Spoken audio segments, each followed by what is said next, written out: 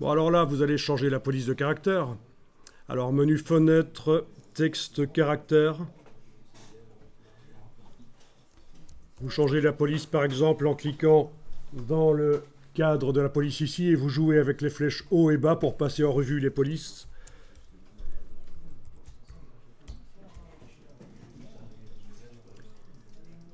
Vous pouvez aussi, si la police dispose d'une version bold, vous la choisissez dans les variantes. Mais souvent, quand une police est fort graphique, elle ne va avoir que la variante régulière. Vous n'aurez pas les italiques, les gras.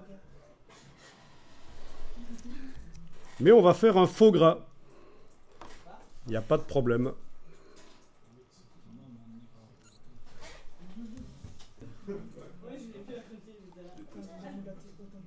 Voilà. Alors, quand vous mettez de la couleur sur du texte dans Illustrator, il ne faut surtout pas faire comme ceci, la mettre à cet endroit-là.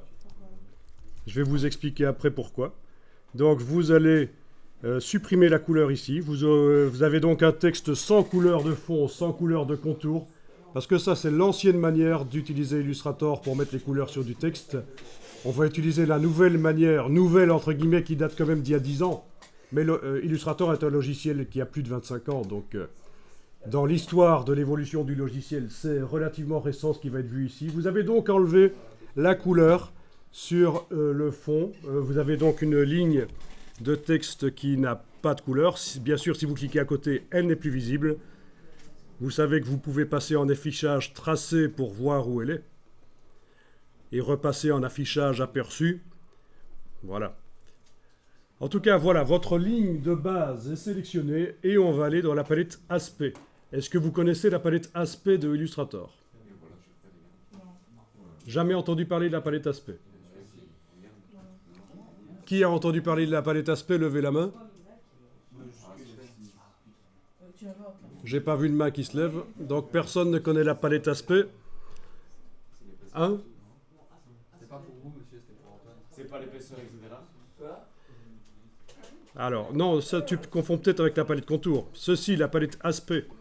Alors ça, c'est vraiment une des palettes les plus utiles dans Illustrator, les plus importantes.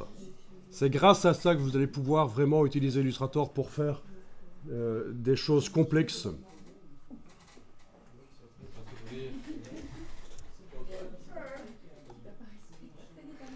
J'ai la palette aspect devant moi. Alors, on va, avec la palette Aspect, on va demander d'ajouter un nouveau fond. Menu de la palette Aspect, ajouter un nouveau fond.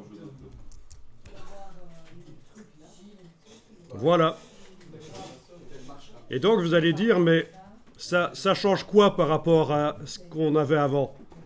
Eh bien, ce qu'on avait avant, la couleur était mise sur les caractères. Et si vous double-cliquez sur le mot caractère ici dans la palette Aspect, vous voyez qu'il n'y a pas de couleur sur les caractères. On l'a enlevé. Hein.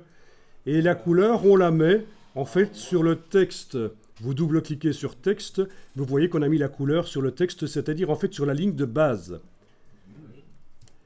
Donc c'est ça la différence. Caractère ici n'a pas de couleur.